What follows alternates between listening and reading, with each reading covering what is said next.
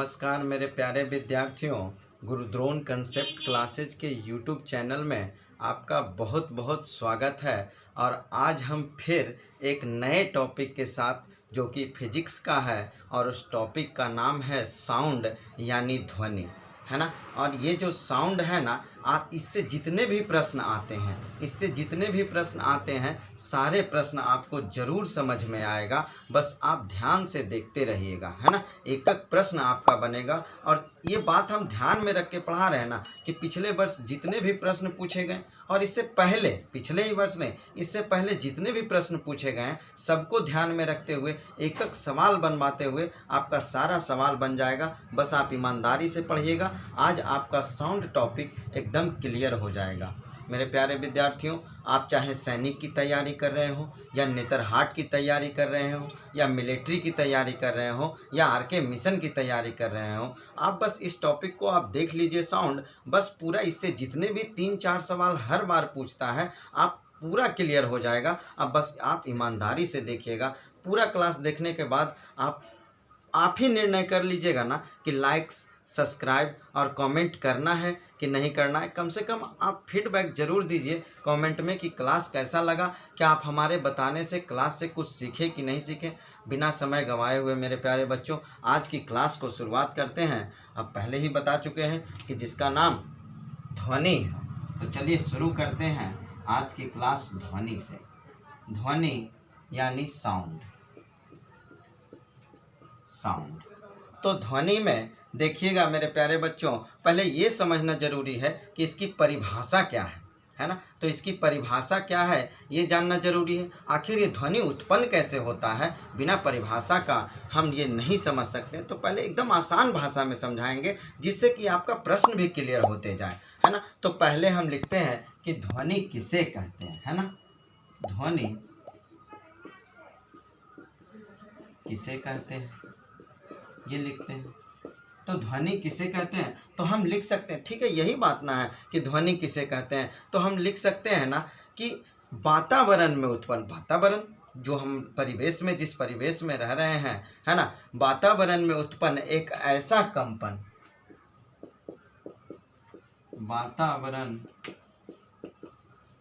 में उत्पन्न एक ऐसा कंपन, एक ऐसा कंपन। देखिए, कंपन कहने का मतलब है मेरा क्या, तरंग। कंपन कहने का मतलब है तरंग। एक ऐसा तरंग जिसकी अनुभूति हम करते हैं, एक ऐसा तरंग जिसकी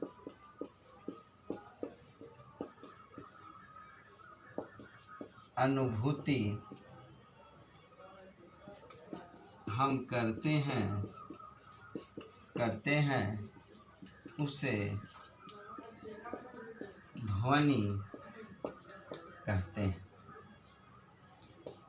ध्वनि कहते हैं। ये तो हम जान गए कि ध्वनि उत्पन्न किससे होती है, तो ये तरंग से उत्पन्न होती है, यानी कंपन के माध्यम से उत्पन्न होती है। ये सवाल पिछले वर्ष भी पूछा गया था नेतरहाट में कि ध्वनि किससे उत्पन्न होती है, तो कंपन के द्वारा उत्पन्न होती है। ये मेरा पहला सवाल क्लियर हो गया, है ना। ये सवाल हमेशा आ सकता है क्योंकि अब यही टॉपिक है तो इसी से पूछेगा, है ना, कि ध्वनि किससे उत्पन्न होती है तो कंपन के द्वारा उत्पन्न होती है। एकदम बहुत आसान भाषा में हम समझाना चाह रहे हैं, है ना। आप समझते जाइएगा। फिर से हम बोल देते हैं, वातावरण में उत्पन्न एक ऐसा कंपन या तरंग जिसकी अनुभूति हम करते हैं उसे ही ध्वनि कहते हैं, है ना। तो अब ये ठीक है, ध्वनि, आप देखिए ध्वनि, हमारी आवाज़ को देखिए, हम बोल रहे हैं आपके पास पहुँच रहा है और किसी न किसी माध्यम से ही पहुंच रहा है। आप देखते हैं, एक रूम में बैठ के बोलिए ना, दूसरे रूम में आवाज़ कम जाएगा, है ना। दूसरे रूम में आप दूर जाइए आज, लेकिन ऐसा ज़माना बदल गया, आज ऐसा टेक्नोलॉजी डेवलप कर गया कि आज आप पहले शुरू में चला तो वायर के माध्यम से एक जगह से दूसरे जगह पे टेलीफोन के माध्यम से वो वायर से जुड़ा रहता था और ध्वनि उसके माध्यम से एक जगह से दूसरे जगह जाता था और लोग बात करते थे। और जैसे जैसे टेक्नोलॉजी आगे बढ़ती गई और वो हम लोग पीछे उसको छोड़ते चले गए। आज देखिए वायरलेस का ज़माना आ गया, हम लोग मोबाइल फ़ोन से करते हैं तो वो हवा में विचरण कर सकता है ना। तो उसी प्रकार से हम लिख सकते हैं कि ध्वनि को एक स्थान से दूसरे स्थान में संचरण के लिए किसी न किसी माध्यम की आवश्यकता होती है ना। ध्वनि को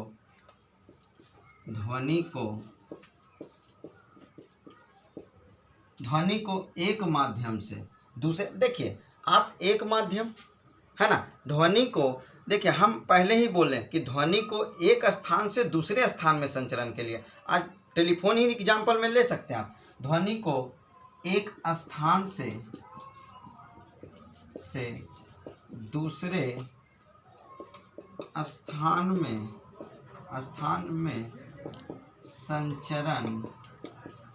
संचरण करने के लिए माध्यम की आवश्यकता होती है ना, किसी न किसी माध्यम की आवश्यकता होती है, करने के लिए किसी न किसी माध्यम की आवश्यकता होती है। नहीं जना रहा है क्या? आवश्यकता होती है। अब आवश्यकता होती है, अब किसी न किसी माध्यम, तो कौन माध्यम ये भी जानना जरूरी है। तो वो होगा ठोस हो, चाहे द्रव्य हो, चाहे गैस हो, किसी न किसी माध्यम की ज़रूरत होती है। देखिए हम ये आपको बोले ना कि दूसरे माध्यम में, तो एग्जाम्पल भी लिख सकते हैं। जैसे में आप पूरा मिटाना पड़ेगा, जैसे में आप लिख सकते हैं, जैसे ठोस, द्रव, गैस यानी सॉलिड LIQUID लिक्विड, और गैस इंग्लिश में, ये सब माध्यम में ये चल सकता है। जिनको नोट करना है वो वीडियो को नोट कर लेंगे रोक करके। अब आगे हम लिखना शुरू करेंगे। बस हम इतना ही बताएं कि वातावरण में उत्पन्न एक ऐसा कंपन तरंग जिसकी अनुभूति हम करते हैं उसे ध्वनि कहते हैं। ध्वनि को एक स्थान से दूसरे स्थान में संचरण करने के लिए किसी न किसी माध्यम की आवश्यकता होती है।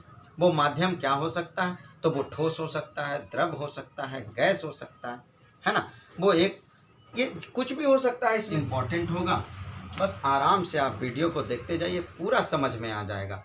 ठीक है, ये बात तो हम बता दिए, लेकिन एक बात और भी महत्वपूर्ण है कि अलग अलग माध्यम में अलग अलग ध्वनि की चाल अलग अलग होती है ना। नोट कीजिएगा कि अलग अलग माध्यम में ध्वनि की चाल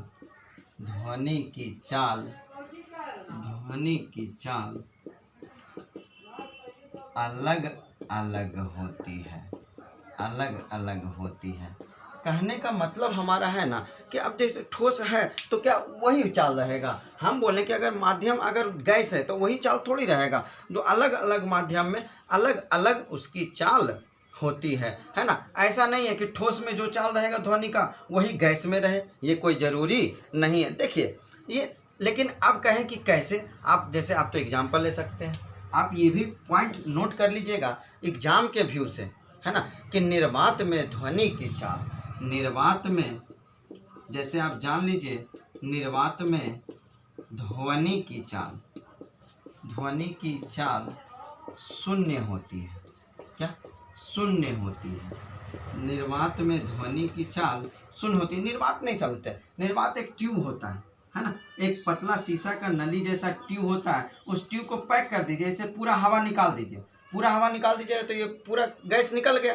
पूरा हवा जब निकल गया तो ये तो खाली रह गया। अब इसमें ध्वनि दीजिए ना, इसकी चाल क्या हो जाएगी? शून्य हो जाएगी। यही बात। और इसके पहले वाले प्रीवियस ईयर प्रश्न को देखिए, उसमें लिखा हुआ रहेगा कि ध्वनि की चाल किस में शून्य होती है? तो निर्वात में। या ऐसे पूछ देगा कि निर्वात में ध्वनि की चाल कितनी होती है? तो शून्य होती है ना। और वहीं देखिए ना, वायु में ध्वनि की चाल, 332 मीटर प्रति सेकेंड होती है।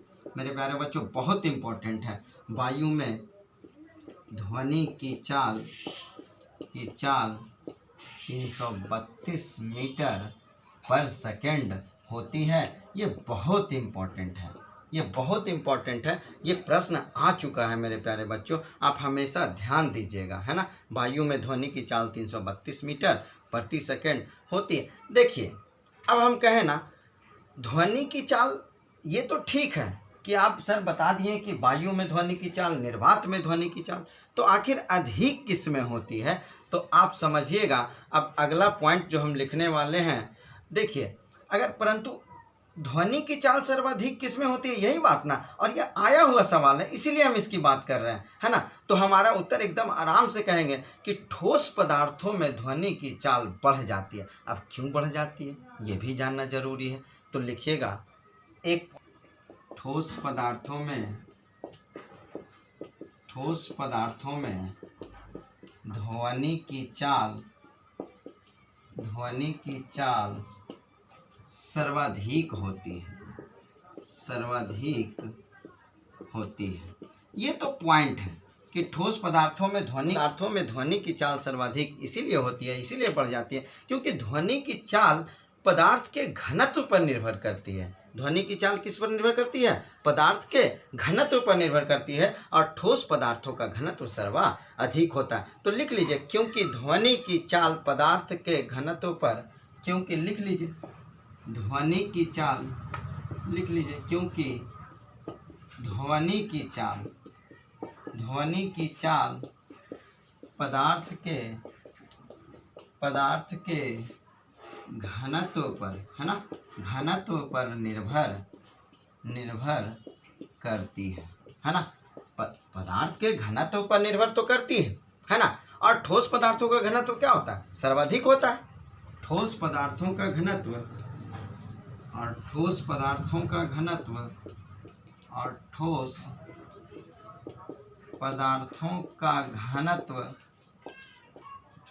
घनत्व सर्वाधिक होता है। इसीलिए हम कह सकते हैं कि ध्वनि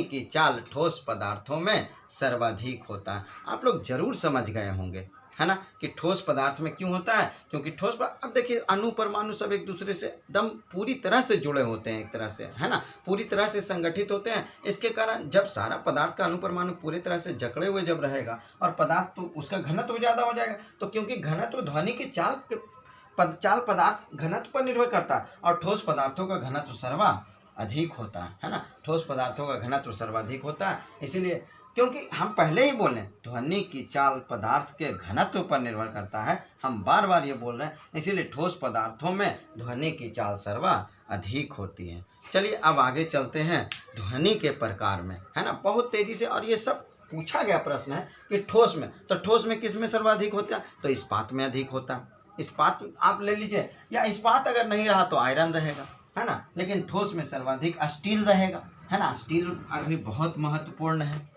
आप ध्यान देकर पढ़ेंगे, इसके प्रकार को ध्यान से समझेंगे, है ना।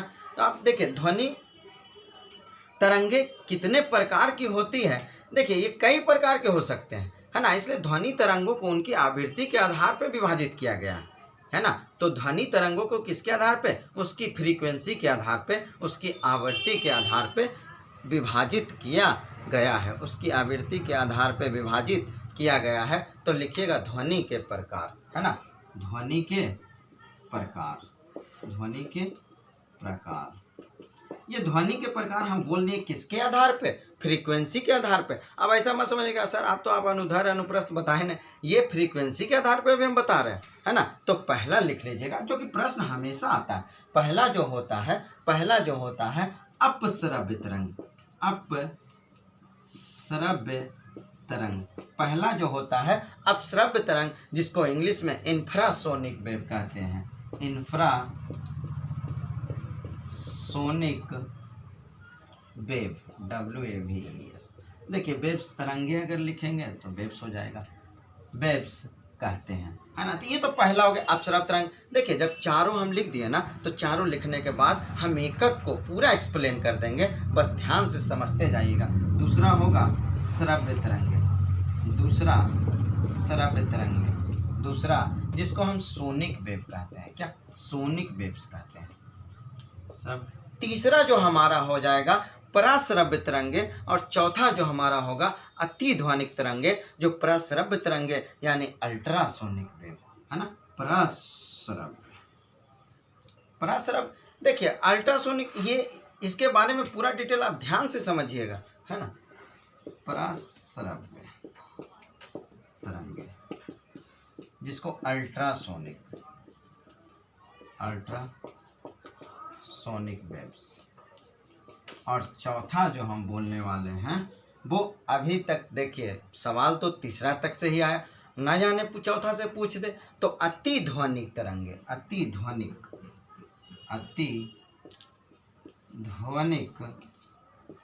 तरंगे, अति ध्वनिक तरंगे यानी हाइपरसोनिक, है ना, हाइपरसोनिक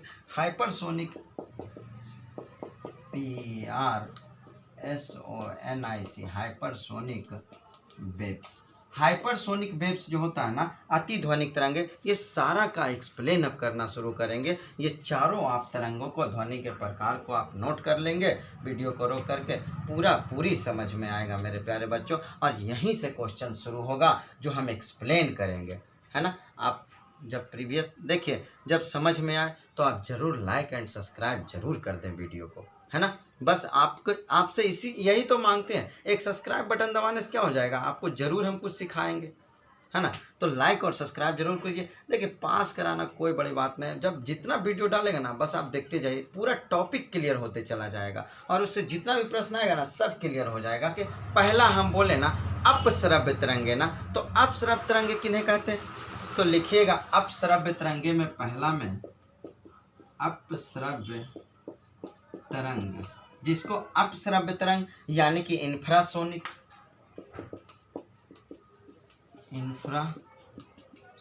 वेव्स, इंफ्रासोनिक वेव जिनकी आवृत्ति, है ना, आप लिख लीजिए, जिनकी आवृत्ति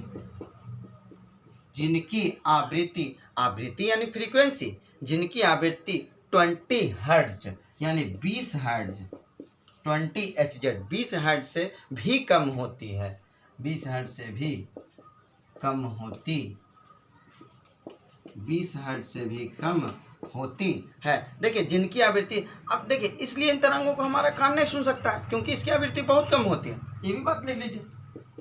इसलिए इन तरंगों को हमारी कान नहीं सुन सकती है, ये पूरा नोट कर लीजिएगा। किस तरंग को नहीं सुन सकती है हमारी कान, तो अपश्रव्य तरंगों को नहीं सुन सकती है ना। क्योंकि देखिए, क्योंकि मनुष्य के कान 20 हर्ट्ज से कम आवृत्ति सुन ही नहीं सकता, सुनने की क्षमता ही नहीं होती है। अब इतना कोई धीरे से बोलेगा कैसे सुनेगा, है ना। तो 20 हर्ट्ज से कम तरंग को हमारी कान जो है नहीं सुन सकती, इसीलिए हम लिख दिए हैं कि इन तरंगों को हमारी कान नहीं सुन सकती हैं। मनुष्य के कानों में 20 हर्ट्ज से कम की आवृत्ति वाली तरंग सुनने की क्षमता नहीं होती है ना। सुनने की क्षमता यानी 20 हर्ट्ज से कम की तरंगों को सुनने की क्षमता मनुष्य के कान को, अगर जो लिखना चाहेंगे तो वो भी लिख देंगे, आप लिख सकते हैं। हम फिर से बोल देते हैं, अगर जो ये बात लिखना चाहेंगे कि मनुष्य के कानों में 20 हर्ट्ज से कम की आवृत्ति वाले तरंगों को सुनने की क्षमता नहीं होती है, इसीलिए अपश्रव्य तरंग को नहीं सुनते हैं और इसका मान 20 हर्ट्ज से भी कम होता है ना। अपश्रव्य तरंग का मान कितना होता है, 20 हर्ट्ज से भी कम होता है। तो ये आप उम्मीद है कि आप अपश्रव्य तरंग जरूर समझ लिए होंगे, इंफ्रासोनिक जरूर समझ लिए होंगे। श्रव्य तरंग, तो श्रव्य तरंग यानी सोनिक वेव,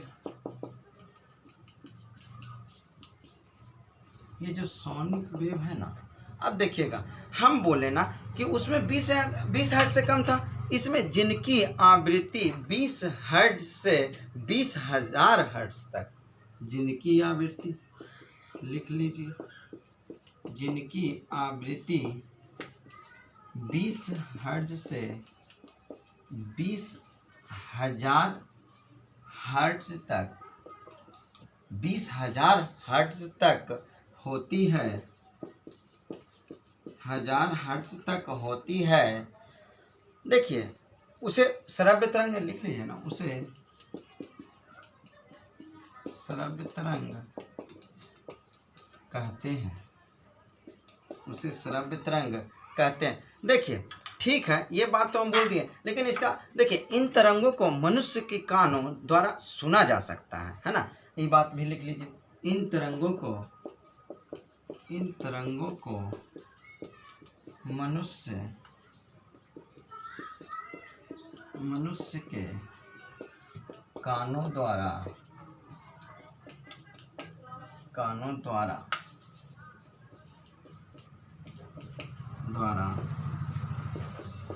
सुना जा सकता है ना। इन तरंगों को मनुष्य के कानों के द्वारा सुना जा सकता है, क्योंकि देखिए, क्योंकि इसको सुनने के लिए ना मनुष्य की कान, देखिए, इसके लिए पूरा उपयुक्त है। यानी हमारा जो कान, इससे पता चलता है कि हमारा कान जो है 20 से 20,000 हर्ट्ज तक के, हमारा कान कितना से 20 से 20,000 तक के सुनने में पूरी तरह से सक्षम है ना। तो आप इससे पता चल गया कि मनुष्य, प्रश्न इससे आया कि मनुष्य का कान है ना कितने से कितने तरंगों को सुनता है, तो 20 से 20,000 हर्ट्ज तक के तरंगों को सुन सकता है ना। ये प्रश्न आ चुका है ना। आप ध्यान रखिएगा, मनुष्य का कान और कौन सी तरंग सुनता है, तो श्रव्य तरंग सुनता है, जिसको हम सोनिक वेव कहते हैं। कोई दिक्कत नहीं है। तो चलिए अब तीसरा चलते हैं, पराश्रव्य तरंग। चलते हैं पराश्रव्य तरंग। ये भी इम्पोर्टेंट है। इसका उपयोग कैसे कैसे करते हैं पूरा समझ लीजिएगा। पराश्रव्य तरंग की ओर आज हम चलते हैं। चलिए, तो पराश्रव्य तरंग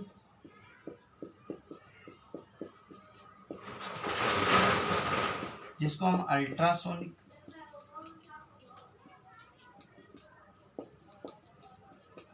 अल्ट्रासोनिक वेव बोलते हैं। देखिए, अल्ट्रासोनिक वेव उनको कहते हैं जिनकी आवृत्ति 20,000 हर्ट्ज से भी ज़्यादा होती है। जिनकी आवृत्ति, लिख लीजिएगा, जिनकी आवृत्ति 20,000 हर्ट्ज से भी ज़्यादा होती है। जिनकी आवृत्ति 20,000 हर्ट्ज से भी ज़्यादा होती है, जो मनुष्य के सुनने की क्षमता से कहीं अधिक होता। लिख लीजिएगा, जो मनुष्य का, यानी आप लिख लीजिए उसे पराश्रव्य तरंग कहते हैं। उसे पराश्रव्य तरंग कहते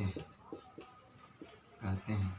और एक पॉइंट जो हम बोल रहे थे, ये तो ठीक है, 20,000 हर्ट्ज से अधिक होती है ना। तो इसमें से भी सवाल बहुत ज़्यादा आया हुआ है।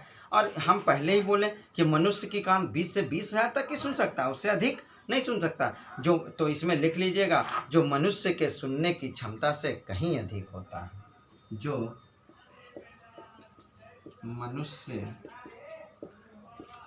के सुनने की क्षमता से कहीं अधिक होता है ना, कहीं अधिक होता है। ये तो बात हम बता दिए कि मनुष्य की सुनने की क्षमता से तो अधिक होता है, परंतु जीव जंतु जो होते हैं ना, इन तरंगों को सुन सकते हैं, है ना। कई जीव जंतु ऐसे हैं जो इन तरंगों को सुन सकते हैं। जैसे में आगे मिटाते हैं तो लिखेंगे, सुन सकते हैं, परंतु कई जीव जंतु इस तरंग को सुन सकते हैं, है ना। जैसे में लिख लीजिएगा, कुत्ता,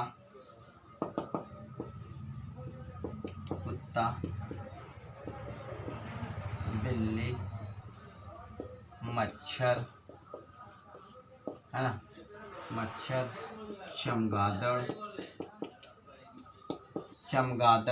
है ना। ये सब तो सुन तो सकता है ना। देखते हैं कभी कभी भूकंप आता है तो घर वाले लोग कहते हैं कि देखो भूकंप आएगा ना, तो पहले कुत्ता लोग समझ जाएगा और भौंकने लगेगा, है ना, इधर से उधर भागने लगेगा। तो सही बात है, वो क्योंकि सुन सकता है। पराश्रव्य तरंग को 20,000 से ज़्यादा हर्ट्ज होता है, भूकंप का कंपन अधिक होता है, तो वो पहले सुन लेता है, और सुन लेता है तो वो पगलाने लगता है ना। तो इसीलिए कुत्ता, चमगादड़। लेकिन एक इसमें ऐसा पक्षी चमगादड़ है ना, चमगादड़ ही एक ऐसा पक्षी है जो तरंगों को सुनने के साथ साथ, है ना, वो इसे उत्पन्न भी कर सकता है।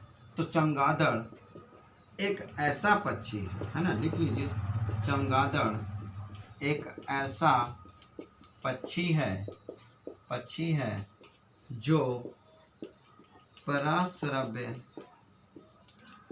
तरंगों को सुनने के साथ साथ सुनने के साथ साथ देखिए वो सुनेगा, हम बार बार बोले कि प्रस्रव्य तरंग को तो वो सुनेगा और सुनने के साथ साथ ना वो इसे उत्पन्न भी कर सकता है, वो साथ साथ इसे उत्पन्न भी कर सकता है। देखिए पूछ देगा कि प्रस्रव्य तरंग यानी अल्ट्रासोनिक को कौन सा पक्षी उत्पन्न कर सकता है, तो चमगादड़ उत्पन्न कर सकता है। इसका उपयोग बहुत चीज़ों में करते हैं, है ना। प्रस्रव्य तरंगों का उपयोग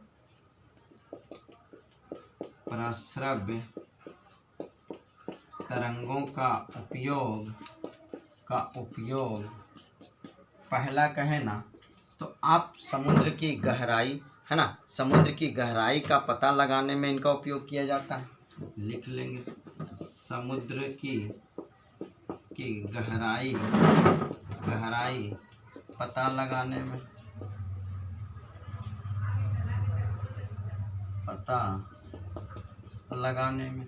कोई कहेगा ना कि सर आप ही लिख दिए समुद्र की गहराई पता लगाने में प्रस्रव्य तरंग। देखिए ये तरंग में तो जरूर है, लेकिन समुद्र की गहराई का पता लगाने में एक यंत्र का प्रयोग किया जाता है जिसका नाम है सोनार। ये भी नोट कर लेना, है ना। समुद्र की गहराई पता लगाने में हम साइड में लिख देते हैं कि जो सोनार है ना, एक यंत्र है समुद्र की गहराई का पता लगाने में, और उसमें प्रस्रव्य तरंग का, उस यंत्र में प्रस्रव्य तरंग का प्रयोग किया जाता है।